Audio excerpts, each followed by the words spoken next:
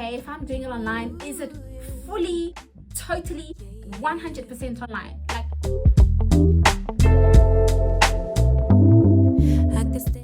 hi, Dumelang. Guys, welcome back to my channel. To all of my returning subscribers, I appreciate you guys so much. And if you are new here and this is the first time that you see my face, hi, hello. I hope that you find this video informative and helpful, and check out the other videos on the channel. And if you haven't subscribed, we're missing. What are you waiting for? Subscribe. Click the subscribe button down below. It is free of charge. So as you guys already know, for my returning subscribers, day one, those that have been following me for the last year or two, and you are aware that I was doing my PGCE. I know some of you have a couple of questions with regards to doing that while I was abroad. Where did I do it? And other questions. This video will answer those questions. And if I do miss a question that you may have, you're more than welcome to just note it down below and I'll get back to you in the comment section. Okay, so the first question comes from Lene. Lene had asked, please can you do a video on studying abroad, the whole process up to practicals? Okay, so for those of you that are thinking of doing, I'm going to speak specifically on PGCE because that's what I'm doing. But obviously some of this information with regards to the process may apply to other degrees or qualifications. So if you are thinking of studying while you're abroad, the first thing is you need to know, what are you wanting to study? For me, it was teaching, which means what degrees are there in this field that I want. It was either to do a Bachelor of Education or to do a PGCE. Search how long will it take to do this. So the Bachelor of Education is obviously, is it a 3 or 4 year degree? I think it's 3 years. Then the PGCE, if you're doing it full-time, it's a year. If you're doing it part-time, it depends on how many modules you take and how many years that you want to complete it over. For me, it was 2 years. That was my time frame of completing this thing. Then you need to ask yourself, which institution do you want to do your qualification? Now, this part is the part where you're going to have to do a lot of research, because you're going to need to find out, okay, if I'm living in this country, which school will allow me to do these studies long distance, online? So you need to find out which university will allow you to do that qualification online is number one. You need to find out which institution can you do your degree online. Then you need to find out, okay, if I'm doing it online, is it fully, totally, 100% online? Like, I don't need to go back to write exams in person. Everything is online. Because you'll find that some institutions, you will need to go back to either write your exams physically, or if there's a practical component like mine where you have to do practicals, you need to go home in your home country to do those practicals. You cannot do it while you're abroad. So that's why I'm saying the next thing is to find out if it's 100% online from start to end. So you need to search these things. The other thing you're going to search is, how much does it cost? Can you afford to do this qualification? Because obviously there's also international schools that you can do it through. You don't necessarily have to do it with an institution in your home country. But now comes the thing of, how much is it gonna cost you? Can you afford to go through an American, British, whatever school that's out there, that's outside of your home country? Can you afford to pay for those school fees? And then the other thing that you need to think about is form of payment. Can you pay, for example, if I, obviously South African, the institution that I'm going through is South African, can I pay them while I'm in China or Korea, wherever? Yes. All I needed to, as I transfer money to my South African account, I then pay the school from my South African account. So also think about that when you're looking at how to pay. And also make sure that you also research the qualification that you're trying to get through that institution. Is it internationally recognized? You do not want to go through a school where you go through all of that studying and the assignments, the time, the cost, only to find that it's not internationally recognized. And here you are living abroad. You need whatever qualification you're doing to be internationally recognized. Especially if you plan to stay abroad, or if you are South African but you're studying a course that's from America and then you return back to South Africa, will your home country recognize it?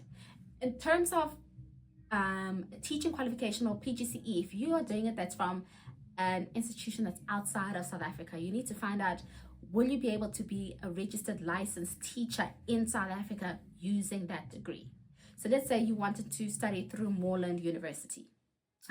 Some of you that watch my videos also watch Svahle, and you may also watch Emily Boitumelo. So she's studying through Buckingham University, if I'm not mistaken. Svahle went through Moreland. Lwazi also went through Moreland. So you got to find out those institutions, or whichever one that you're wanting to use outside of your home country. Will you, especially if it's teaching, will you be able to get your teaching license with that degree in your home country? So that's another important factor that you need to look at.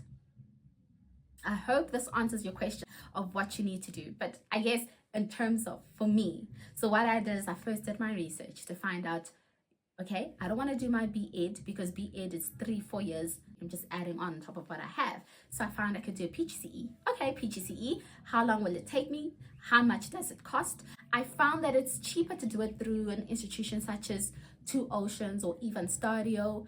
I'm currently doing mine through Cornerstone Institution. The reason why I went through with Cornerstone Institution and not Two Oceans, because Two Oceans, they only have the PGCE in senior phase.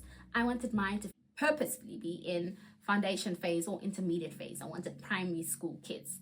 I don't know what the process would be if you wanted to teach a different age group from what your degree allows. I'm not sure on the process, but that's why I went with Cornerstone, is because I wanted primary school. So that's why I specifically chose Cornerstone. I did also like that Cornerstone allowed me to do everything online except the practicals. So Two Oceans, their practicals also need you to be home.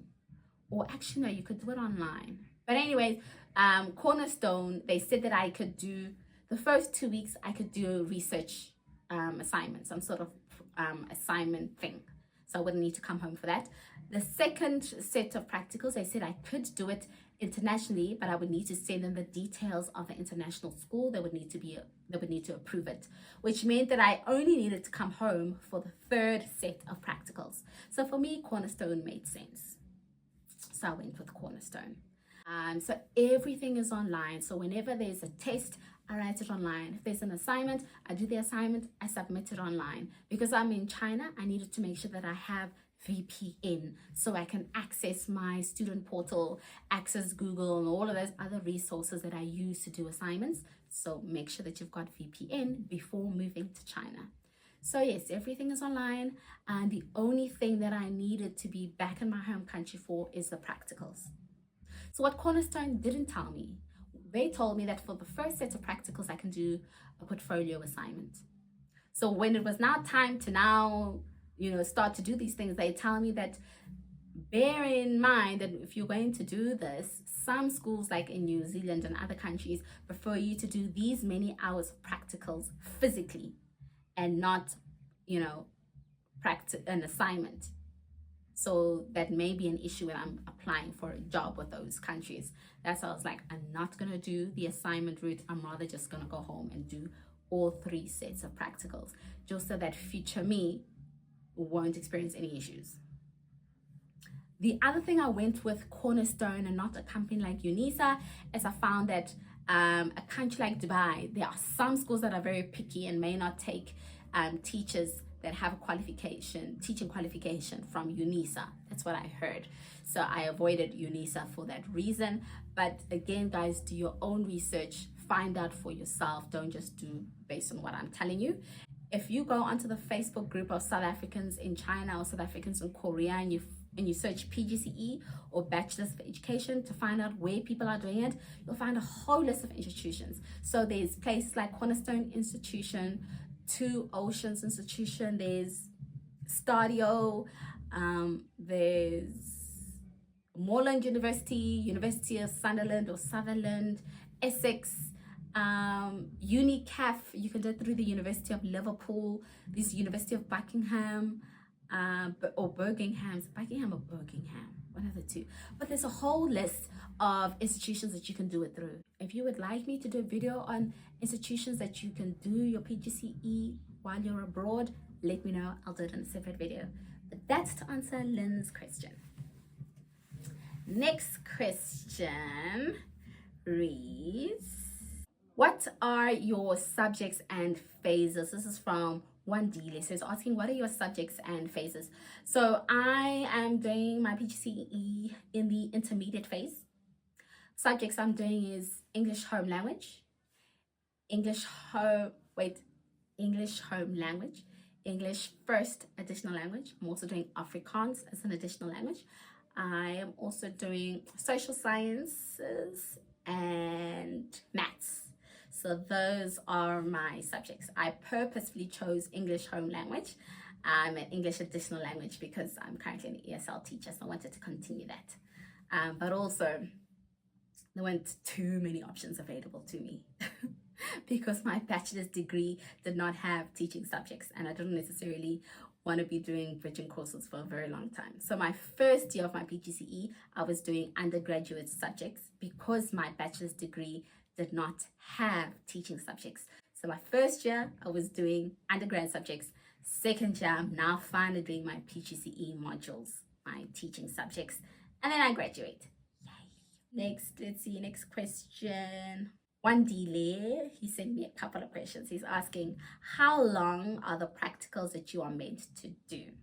And are you going to have them in different schools? So with Cornerstone, they have 3 sets of practicals. First one is 2 weeks. Then you have to do 3 weeks. Then you have to do 4 weeks. And they require that practicals, these 3 sets, need to be done at 3 different schools.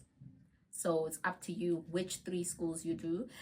For the first one, I do ask you to go to either an underprivileged or special needs school, but it's not a must. It's really up to you, but as long as you go to 3 different schools. So for me, I thought it would be cool to go to a school in the townships, one to go in the village, rural areas, and then to also then go to in the urban and the suburbs, just to see how those 3 differ. So that's my plan. Then next question. How was from Wandile? So Wandile is asking, how was the experience of my practicals? I assume the attachment with both learners and teachers. So how has my experience been with my practicals? I thoroughly enjoyed it. Guys, remember in China I was teaching kindergarten, the babies, where you can't necessarily have full-on conversations. You're not teaching anything complicated. You know, it's just baby things, and it's repetition and it's routine over and over and over again over a month, teaching the same thing. Okay, not necessarily the same thing, but the same topic. But yeah, so teaching, the bit of teaching that I got to do during my practicals, I thoroughly enjoyed it. Being able, in one lesson, I would be speaking 3 different languages: Zulu, Sepedi, and English. Obviously, because with the kids there in the township that I was in Benoni, English is not necessarily their first language, not even their second or third. You find it's either the 3rd, 4th, 5th, or 6th, you know. So it helps that when you're teaching them English, especially in the English classroom, and English is not their first language, or even in other subjects, you may need to translate a few things to ensure that they understand what you're teaching or what you're asking them to do, whatever instruction it is. It helps when you're able to translate into their home language or their mother tongue. So that was really great. But yeah, and also being able, I found that it was a way for me to give back to my own country, was to be able to teach kids from my own country, which I never had that opportunity before in a formal setting, at least. So I absolutely enjoyed it. It was just another stamp of approval that I'm doing what I'm supposed to be doing. I feel like I excel when I'm in the classroom. I'm happiest when I'm in the classroom and teaching, and just watching their little faces change from teacher, I don't understand, to oh, that's what that means, or that's what you mean. That light bulb moment is my favorite part of teaching. Honestly, it really is. So yeah, that's how my experience has been so far. It's been great. Let me see, was there any other questions? I think that was it. So guys, if you have any other questions pertaining to PGCE practicals, you'll just note it down below and then I'll get back to you guys on that. But I think I've answered all the questions that I received. Yeah, thank you guys so much for watching, and thank you to Wandile and Lynn. Those were the questions that you guys had sent through to me. So yeah, I will see you guys in the next video. Wherever you are, have a great day. from me to you. I need to go because I can hear the food is frying. I'm busy cooking. So we're closing the video. Bye-bye. I could stare at you for 100 years and I never blink, and I